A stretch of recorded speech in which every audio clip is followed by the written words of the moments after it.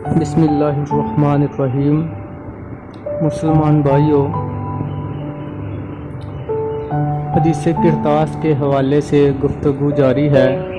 گفتگو کے پہلے حصے میں ہم نے بات کی تھی بخاری شریف کی حدیث نمبر 114 کے حوالے سے، اور اس میں داؤد راز صاحب نے جو شرح لکھی ہے بخاری شریف کی، وہ میں نے آپ لوگوں کے سامنے لفظ بائی لفظ پڑھی تھی۔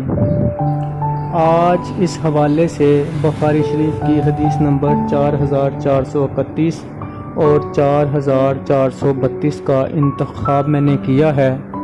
وہ بھی داؤد راز صاحب نے جو ترجمہ کیا ہے، وہ ترجمہ آپ لوگوں کے سامنے لفظ بائی لفظ پڑھوں گا اور تشریح پڑھوں گا، اور اس کے بعد فیض الباری، فتح الباری کا جو ترجمہ کیا گیا ہے فیض الباری کے نام سے، اس میں جو تشریح بیان کی گئی ہے وہ بھی لفظ بائی لفظ میں آپ لوگوں کے سامنے رکھوں گا تاکہ مسئلہ صحیح طرح واضح ہو جائے۔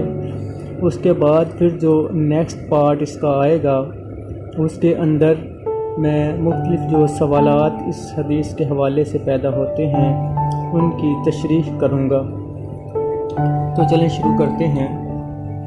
4431 ہم سے قتیبہ بن سعید نے بیان کیا، کہا ہم سے سفیان بن عینیہ نے بیان کیا، ان سے سلیمان احول نے، ان سے سعید بن جبیر نے بیان کیا کہ ابن عباس رضی اللہ عنہ نے جمعرات کے دن کا ذکر کیا اور فرمایا، معلوم بھی ہے جمعرات کے دن کیا ہوا تھا۔ رسول اللہ صلی اللہ علیہ وآلہ وسلم کے مرض میں تیزی پیدا ہوئی تھی۔ اس وقت آپ نے فرمایا کہ لاؤ میں تمہارے لیے وصیت نامہ لکھ دوں کہ تم اس پر چلو گے تو اس کے بعد پھر تم کبھی صحیح راستے میں تمہارے لیے وصیت نامہ لکھ دوں کہ تم اس پر چلو گے تو اس کے بعد پھر تم کبھی صحیح راستے کو نہ چھوڑو گے۔ لیکن یہ سن کر وہاں اختلاف پیدا ہو گیا، حالانکہ نبی صلی اللہ علیہ وآلہ وسلم کے سامنے نزاع نہ ہونا چاہیے۔ بعض لوگوں نے کہا کہ کیا آپ شدت مرض کی وجہ سے بے معنی کلام فرما رہے ہیں جو آپ کی شان اقدس سے بعید ہے؟ پھر آپ سے بات سمجھنے کی کوشش کرو۔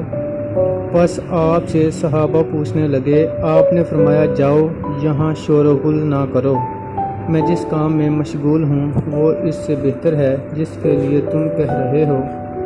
اس کے بعد آپ نے صحابہ کو 3 چیزوں کی وصیت کی۔ فرمایا کہ مشرکین کو جزیرہ عرب سے نکال دو، ایلچی جو قبائل تمہارے پاس آئیں ان کی اسی طرح خاطر کیا کرنا جس طرح میں کرتا آیا ہوں۔ اور تیسری بات ابن عباس نے یا سعید نے بیان کی نہیں کی، یا سعید بن جبیر نے یا سلیمان نے کہا میں تیسری بات بھول گیا۔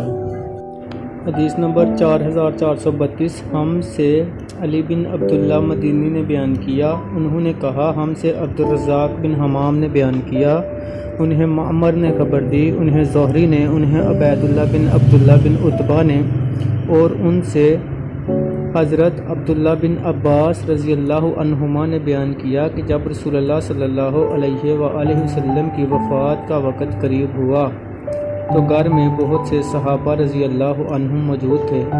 ہاں حضرت صلی اللہ علیہ وآلہ وسلم نے ارشاد فرمایا کہ لاؤ میں تمہارے لیے ایک دستاویز لکھ دوں، اگر تم اس پر چلتے رہے تو پھر تم گمراہ نہ ہو سکو گے۔ اس پر حضرت عمر رضی اللہ عنہ نے کہا کہ حضرت صلی اللہ علیہ وآلہ وسلم پر بیماری کی سختی ہو رہی ہے، تمہارے پاس قرآن موجود ہے، ہمارے لیے تو اللہ کی کتاب بس کافی ہے۔ پھر گھر والوں میں جھگڑا ہونے لگا، بعض نے تو یہ کہا کہ حضرت صلی اللہ علیہ وآلہ وسلم کو کوئی چیز لکھنے کی دے دو کہ اس پر آپ ہدایت لکھوا دیں اور تم اس کے بعد گمراہ نہ ہو سکو۔ بعض لوگوں نے اس کے خلاف دوسری رائے پر اصرار کیا۔ جب شور و غل اور نزاع زیادہ ہوا تو حضرت صلی اللہ علیہ وآلہ وسلم نے فرمایا کہ یہاں سے جاؤ۔ عبیداللہ نے بیان کیا کہ ابن عباس رضی اللہ عنہ کہتے ہیں کہ مصیبت سب سے بڑی یہ تھی کہ لوگوں نے اختلاف اور شور کر کے حضرت صلی اللہ علیہ وآلہ وسلم کو وہ ہدایت نہیں لکھنے دی۔ داؤد رازی صاحب اس کی تشریح میں لکھتے ہیں، یہ رحلت سے 4 دن پہلے کی بات ہے۔ جب مرض نے شدت اختیار کی تو آپ صلی اللہ علیہ وآلہ وسلم نے فرمایا، لاؤ تمہیں کچھ لکھ دوں تاکہ تم میرے بعد گمراہ نہ ہو۔ بعض نے کہا کہ آپ پر شدت درد غالب ہے، قرآن ہمارے پاس موجود ہے اور ہم کو کافی ہے۔ اس پر آپس میں اختلاف ہوا۔ کوئی کہتا تھا سامان کتابت لے آؤ کہ ایسا نوشتہ لکھا جائے، کوئی شخص اور کہتا تھا یہ شور و شگف بڑھا تو حضور صلی اللہ علیہ وآلہ وسلم نے فرمایا کہ تم سب اٹھ جاؤ۔ یہ 5 شنبہ کا واقعہ ہے۔ اسی روز آپ نے 3 وصیتیں فرمائیں۔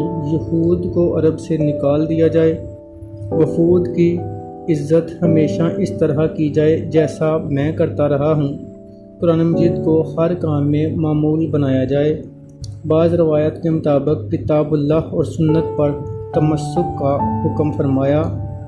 آج مغرب کی جملہ نمازیں حضور صلی اللہ علیہ وآلہ وسلم نے خود پڑھائی تھیں مگر عشاء میں نہ جا سکے، اور حضرت ابوبکر صدیق رضی اللہ عنہ کو فرمایا کہ وہ نماز پڑھائیں، جس کے تحت حضرت صدیق رضی اللہ عنہ نے حیات نبوی میں 17 نمازوں کی امامت فرمائی۔